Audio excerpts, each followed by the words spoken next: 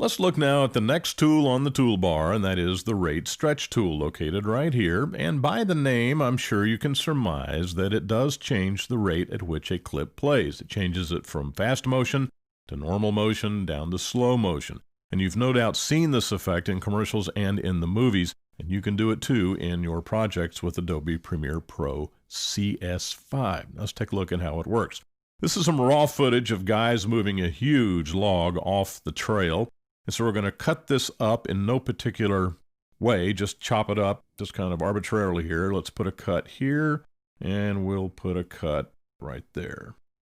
And then we'll put another cut, come get our selection tool, get rid of that, and then we'll use these two segments of this stretch of raw footage.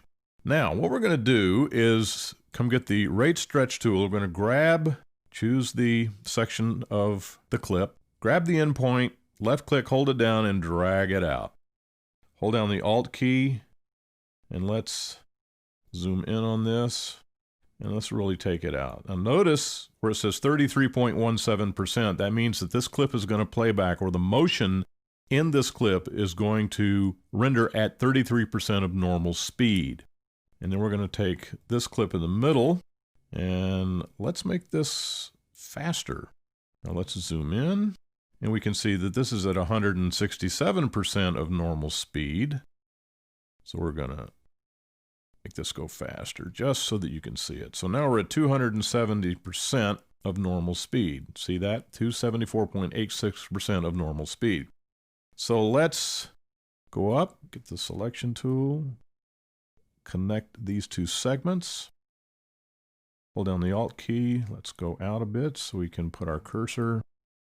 Let's put our cursor about right here. And then watch, and we can see what the result is. Can you hold it? All right. Come on. No, wait. Push on the end here, so that we pivot. There you go. Now let me stop you just a minute and point out that this first section of the clip is running at 100.46, meaning it's running at about normal speed. Reason it says 0.46 is because I was messing with it before I began this demonstration, so it's not quite at 100, but normally you would see it at 100.0%. So let's go ahead and take a look. No, we're not. We don't want this to roll anymore.